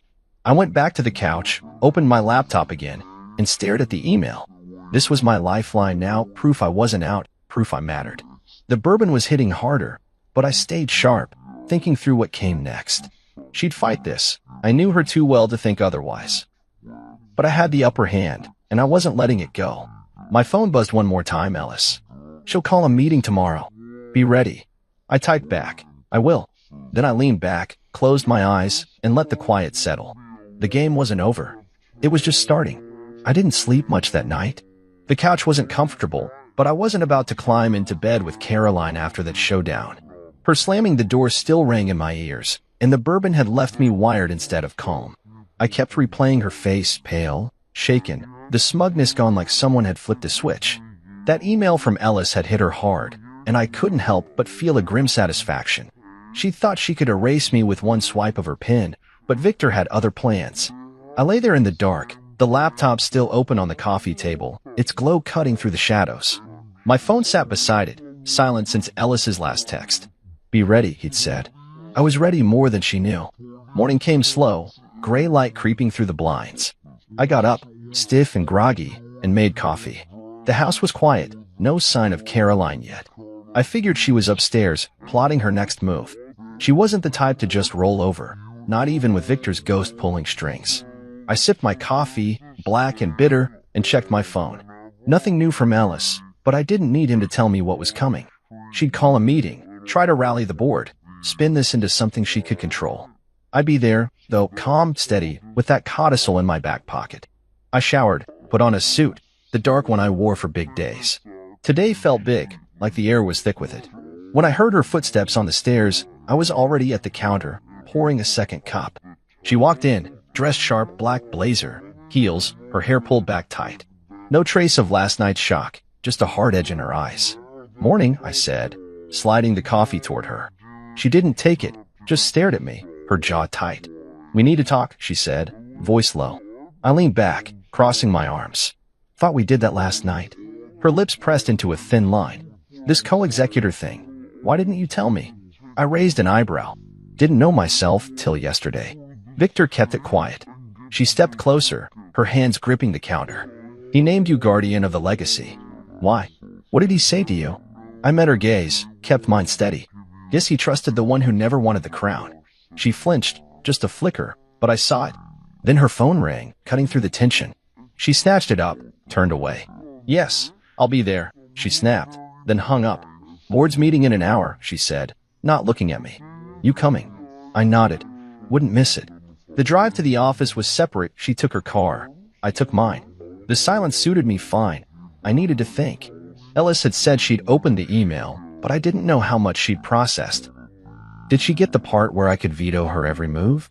Or was she still banking on the board siding with her? I pulled into the garage, parked a few spots from her sleek BMW.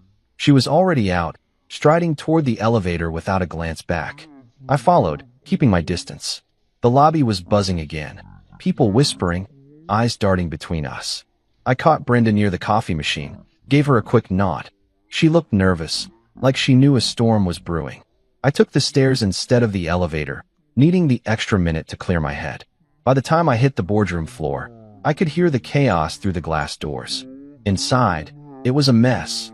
Voices overlapping, papers rustling, Caroline at the head of the table trying to look in charge. Harvey Lee was there, frowning at his phone. Rosa Medina was flipping through a binder, her face tight. The rest of the board, 10 suits who'd known me for years, were shifting in their seats, uneasy. I walked in, calm as I could manage, and took a chair near the back. Caroline's eyes flicked to me, then away. Let's get started, she said, her voice sharp. You've all seen the email from Mr. Monroe. I want to address it.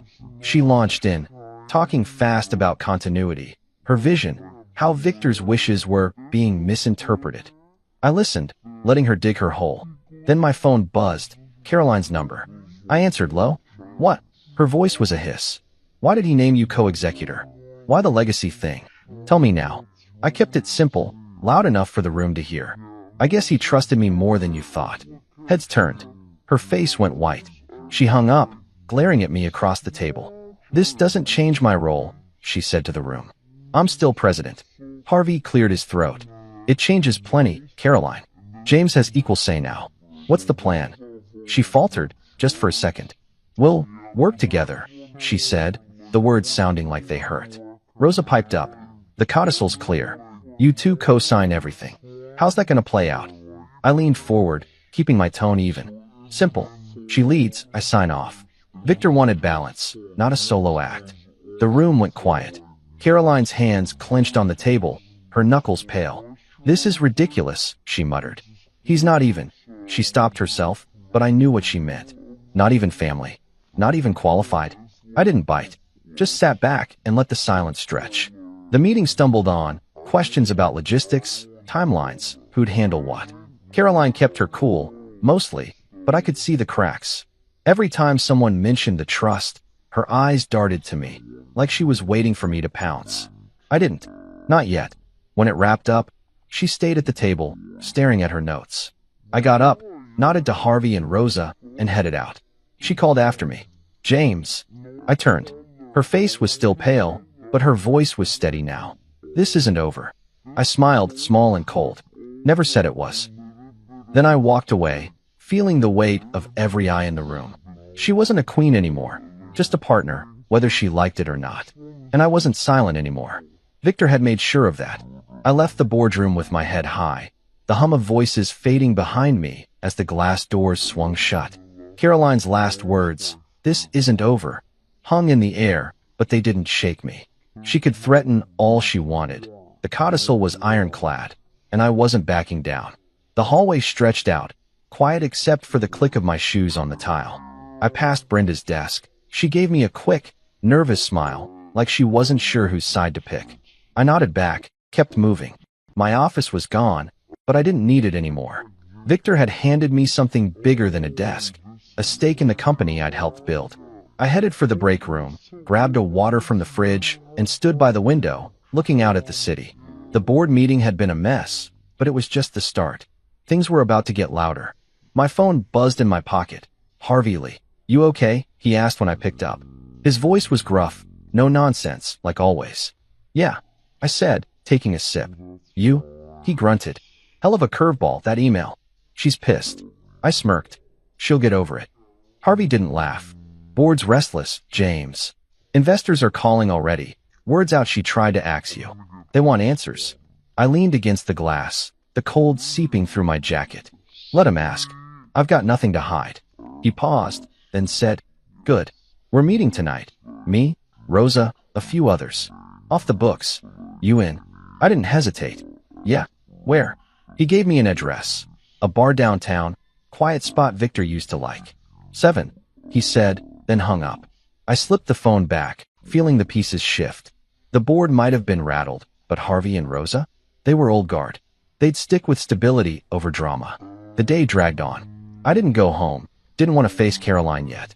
Instead, I parked myself in a corner of the cafeteria, laptop open, digging through emails and old files. Word spread fast. By noon, my inbox was flooded. Reporters asking about the leadership shakeup. Analysts sniffing for cracks in Ellison Dynamics. I kept my replies short, professional. The company's in good hands. Victor's vision stands. Let Caroline deal with the rest. She wanted the spotlight. She could have it. Around 3, my phone lit up again, a news alert. Ellison Dynamics president ousts husband. Faces trust dispute. I skimmed it. Mostly speculation, but they had the basics. Her firing me. The codicil, the boardroom tension. I shook my head, closed the tab. The media could spin it however they liked. Facts were facts, and I had them on my side. By 6, I was on my way to the bar. The city was alive. Cars honking, lights flickering on as dusk settled. I found the place easy, low-key, brick walls, a neon sign half burned out. Harvey was already there, nursing a beer at a back table. Rosa sat beside him, her glasses perched on her nose, a stack of papers in front of her. 2 others, Tom from finance and Priya from legal, nodded as I walked up. Glad you made it, Harvey said, sliding me a bottle. I took it, sat down. What's the word? Rosa pushed her glasses up, her voice crisp. Investors are spooked. They're asking why Caroline fired the co-executor. She's dodging calls, but it's leaking. Someone tipped off the press about the transition clause. I leaned back, sipping the beer. She thought she could bury it. Bury me. Harvey snorted. She misread the room. Victor's allies aren't buying her lone wolf act. We talked it through, quiet, steady, no grandstanding. They weren't here for revenge. They wanted the company to hold. Tom laid out numbers. Stock was wobbly, but not crashing yet. Priya flagged legal risks. Caroline's move could spark lawsuits if she pushed too hard. I listened, chimed in where it mattered. Victor didn't want a monarchy, I said finally. He built this with us, not just her. Rosa nodded. That's what we're fighting for. Stability. Respect. Harvey tapped the table.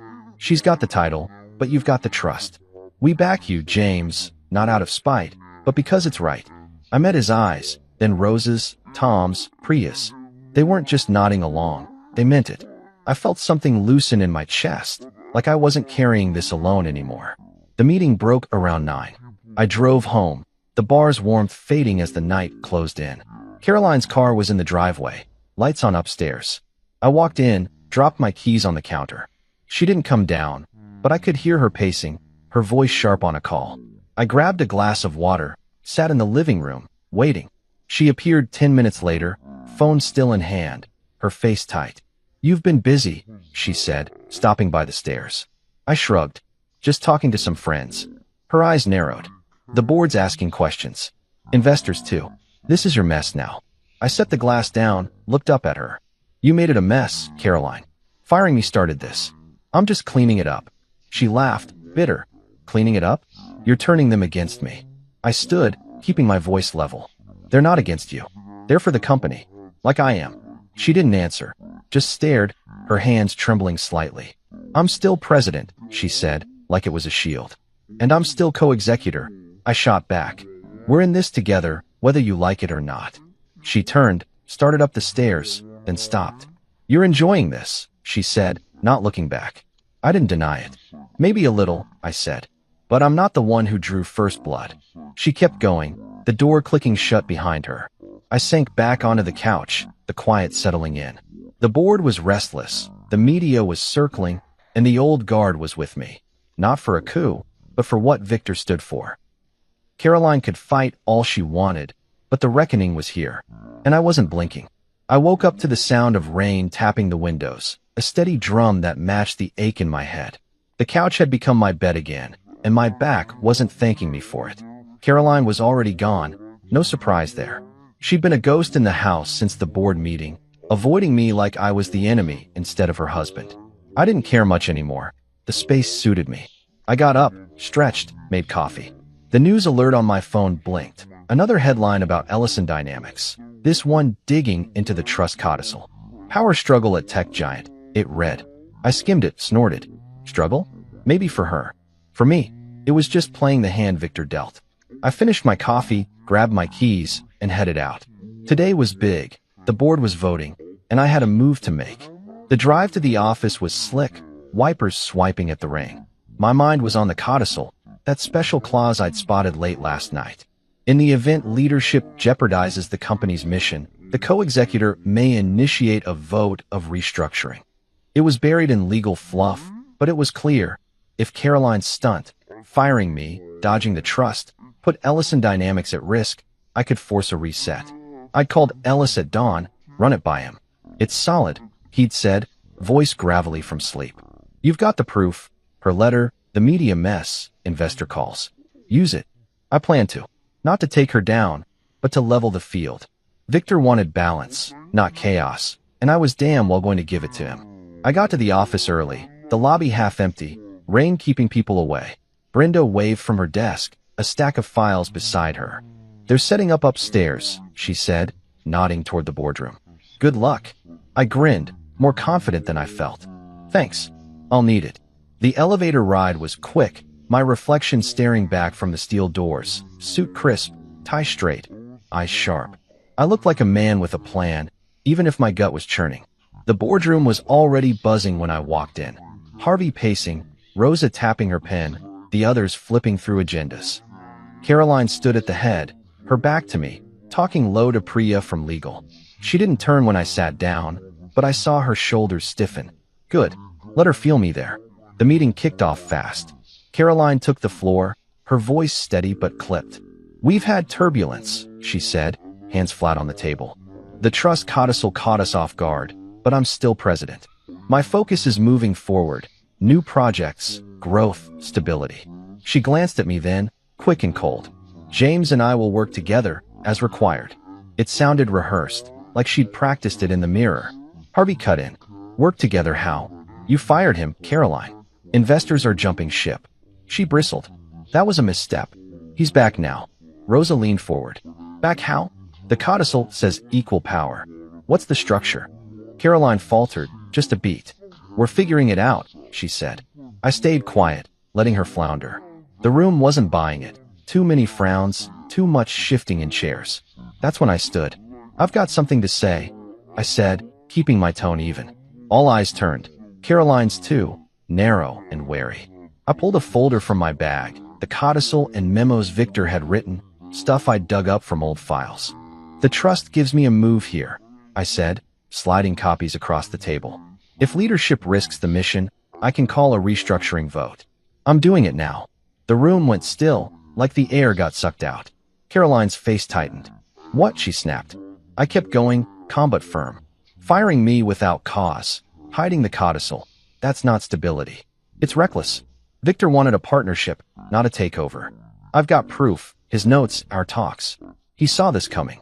I tapped the folder. Read it. He mapped out a dual structure. President and chairman, equal say. That's what I'm asking for. Murmurs broke out. Harvey nodding. Rosa scanning the pages. Tom from finance scribbling notes. Caroline stood, her voice rising. This is absurd.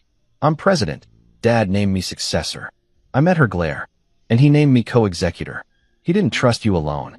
Her mouth opened, then shut, her hands shaking. I laid out the rest. Old emails, minutes from sessions with Victor, his handwriting scrawled across plans for a balanced lead. He built this with us? I said, looking around the table. Not one person. We vote now. Keep her as president, make me executive chairman. Same power, shared vision.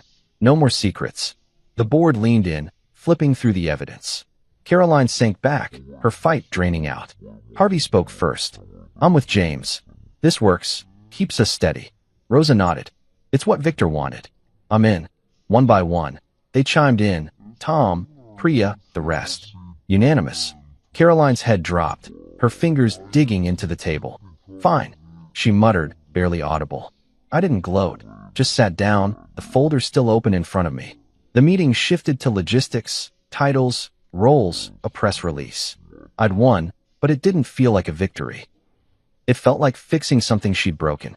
When it ended, she stayed put, staring at nothing. I walked out, Harvey clapping my shoulder. Good call, he said. I nodded, too tired to smile. The rain had stopped outside, the city gleaming wet and new. I'd clipped her wings, but not out of spite. For the company, for Victor. Now we'd see if she could fly straight. I drove home from the board meeting with the radio off, the silence letting my thoughts settle. The vote was done. Caroline stayed president. I was executive chairman, equal power locked in place. The rain had cleared, leaving the streets slick and reflective, mirroring the city lights in a way that almost felt hopeful. But inside, I was still churning. It wasn't a win I'd wanted to chase. Not like this, not against her. Victor's plan had worked, though. The company was safe, balanced, like he'd meant it to be. I pulled into the driveway, saw her car already there. The house lights were on, glowing soft through the windows. She'd beaten me back, probably licking her wounds. I didn't rush inside, sat there a minute, hands on the wheel, breathing slow. Whatever came next, we weren't the same anymore. Maybe we never would be. When I walked in, the air felt heavy, like it was holding its breath. Her heels were by the door, her bag dumped on the counter, sloppy, not like her. I heard glass clink from the living room and found her there, sitting on the floor by the coffee table, a wine bottle half empty beside her. A shattered glass lay in pieces near the wall, red staining the carpet. She didn't look up, just stared at the bottle, her knees pulled up like a kid. I stopped in the doorway, unsure what to say. This wasn't the Caroline I knew, not the sharp, in-control woman who'd smirked at me 2 days ago. You okay? I asked, keeping my voice low. She laughed, a jagged sound. Do I look okay, James? Her eyes flicked to me then, red-rimmed, raw. I stepped closer, set my keys down. What happened? She took a swig straight from the bottle, wiped her mouth with the back of her hand. You happened, she said, her voice breaking. You and Dad. You took it all away. I frowned, crouching beside her, careful of the glass. I didn't take anything. You still run the company. She shook her head, hard. Not like I wanted. Not like he promised. Her fingers tightened around the bottle, trembling. He never believed in me. Just you. I sat back on my heels, the words hitting like a punch. That's not true, I said. He believed in both of us. You were his daughter. He picked you to lead. I was just his right hand. But you tried to erase that. She looked at me, tears spilling now. Because I had to. You were always there, fixing everything, making me look small. I didn't know how to answer that. I'd never meant to shrink her. Hell, I'd spent years building her up, covering her blind spots. But maybe she'd never seen it that way. I wasn't competing, I said finally. I was helping. You're the one who turned it into a war. She dropped the bottle, wine sloshing onto the table, and buried her face in her hands. I just wanted it to be mine, she whispered. Just once. The room went quiet, the only sound her uneven breathing. I reached out, hesitated, then put a hand on her shoulder. She didn't pull away, but she didn't lean in either. We stayed like that, stuck between breaking and mending. After a while, I got up, grabbed a towel from the kitchen, started cleaning the mess. She watched, silent, as I swept up the glass, wiped the carpet. You don't have to do that, she said, voice small. Yeah, I do, I replied, not looking at her. It wasn't about the spill, it was about moving forward, one step at a time. When I finished, I sat across from her, the table between us like a line we couldn't cross. We're not enemies, I said. Not unless you want us to be. She didn't answer, just stared at the floor. I didn't push. She needed space, and I needed air. I stood, headed upstairs, left her there with her thoughts. The next day at the office, things shifted. The board's vote had settled the dust, emails slowed, investors calmed. I walked in as chairman, not a ghost, and people noticed. Brenda grinned when I passed her desk. New title suits you, she said. I chuckled. We'll see. Caroline was there too, in her office, door half open. She didn't look up as I walked by, but I caught her glance later, quick and guarded. We didn't talk, not yet, but we worked. I signed off on her Q4 plan. She nodded at my expansion memo. It wasn't warm, but it wasn't war either. Respectful strangers, that's what we become. The team felt it too, tension eased, focus returned. Brenda got a promotion to operations lead. Harvey pushed Asia deals. Rosa rolled out a DI program Victor would have loved. The company started healing, piece by piece. Weeks passed like that, quiet teamwork, no fireworks. One night, I came home late, found Caroline in the kitchen, sipping tea instead of wine. She looked up, her face softer than it had been in months. "It's working," she said, almost surprised. "The dual thing." I nodded, pouring myself a glass of water. "Yeah, it is." She hesitated, then added, "I'm sorry. For the letter." It wasn't much, but it was something. "Me too," I said, for how it played out. We didn't hug, didn't cry, just stood there, letting the words sit. The glass was still broken between us, but the doors were open now, just a crack. Maybe that's all we'd get. For now, it was enough. I woke up to sunlight streaming through the bedroom window, a rare clear day after weeks of gray. Caroline was already up. I could hear her moving downstairs, the clink of a mug on the counter. Things had been steady since that night in the kitchen, her apology hanging between us like a fragile truce. We weren't fixed, not by a long shot, but we weren't tearing each other apart either. I rolled out of bed, feeling the weight of the last few months in my bones. The company was thriving, stock up, projects rolling, the dual leadership holding strong. But it was more than that. It was Victor's legacy, alive and breathing, just like he'd wanted. I pulled on a shirt, headed down, ready to face whatever this day would bring. She was in the kitchen, sipping coffee, her laptop open to some report. "Morning," I said, grabbing a mug for myself. She nodded, her eyes flicking up briefly. "Morning. Board recaps in an hour, virtual. You joining?" I poured the coffee, leaned against the counter. "Yeah, got a few points for Harvey's Asia push." She didn't smile, but her face softened a bit. "Good. He's been asking for you." We'd gotten into a rhythm like this, short talks, all business, but civil. It wasn't the marriage we'd started with, full of laughs and late-night dreams, but it was something. Mutual respect, maybe, forged in the fire of everything we'd been through. I took my coffee to the table, sat across from her, and we worked in silence until the call. The meeting went smooth, numbers looked solid. Rosa's DI plan got praise. Caroline outlined next quarter's goals. I chimed in on Asia, got nods from the board. She didn't fight me, just added her take, and we moved on. When it ended, she closed her laptop, looked at me. "That was clean," she said. "Yeah," I agreed. "Like it should be." She held my gaze a second longer than usual, then got up, disappearing upstairs. I stayed put, finishing my coffee, thinking about how far we'd come. Not friends, not enemies, just two people carrying the same load, side by side. It wasn't perfect, but it worked. Later that day, I drove to the office alone. I'd taken over Victor's old study there, a small room off the main floor, packed with his books and maps. It felt right, like he was still part of it. I'd been meaning to sort through his stuff, but today I had a reason. Ellis had dropped off a box last week, personal effects from Victor's estate, things he'd wanted me to have. I hadn't opened it yet, too caught up in the chaos. Now, with things calmer, I pulled it onto the desk, cut the tape. Inside were files, photos, a bottle of his favorite whiskey, and a letter, yellowed paper, my name in his shaky scrawl. My chest tightened as I unfolded it, the smell of old ink hitting me. "James, it started. If you're reading this, I'm gone, and you're holding the line. I knew you would. Caroline's got the heart, but you've got the head. She might fight you. Don't let her win. Not out of spite, but for the company. It's bigger than both of you. If she forgets what it means, remind her. Remind them all." I sat back, the words sinking in. He'd written it a year ago, date stamped in the corner, long before his heart gave out. He'd seen it coming, not just her ambition, but my role in checking it. I read it again, slower, his voice loud in my head. Steady, gruff, trusting. I folded it carefully, grabbed a frame from a drawer, and hung it on the wall. It wasn't a trophy yet. Just a guide, a quiet promise I'd keep. Caroline came by later, knocking once before stepping in. She saw the frame, paused.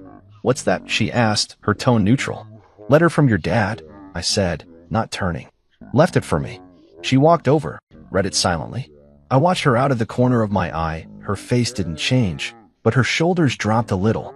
"He always liked you," she said. Soft, no edge to it. "Yeah," I replied. "He liked you too. Just differently." She didn't argue, just stood there a minute, then left without another word. I poured a shot of Victor's whiskey, raised it to the empty room. To you, I said, and drank. Months rolled on like that. The company soared, new deals, bigger markets, headlines calling us a model turnaround. Caroline kept her title, ran the show with that fire she'd always had. I kept mine, steering from the sidelines, signing off on what mattered. We argued sometimes, sharp debates over budgets or timelines, but it wasn't personal anymore. It was about the work, the mission. The board settled, the team thrived. Brenda took ops to new heights. Harvey cracked Asia wide open. Rose's programs won awards. Ellison Dynamics wasn't just surviving, it was growing, reflecting Victor's values in ways I hadn't expected. One evening, I was in the boardroom late, reviewing contracts. Caroline walked in, her coat on, ready to leave. She stopped, looked at me across the table. No smirk, no glare, just recognition, like she finally saw me clear. "You're good at this," she said, almost to herself. I set the pen down, met her eyes. "So are you." A beat passed, heavy but not hostile. "Night," she said, turning away. "Night." I called back. She left, and I stayed, the quiet wrapping around me. Forgiveness wasn't there yet, maybe it never would be, but this was close enough. Silence, trust, a shared load. Victor's final word had held us together, and for now, that was all we needed.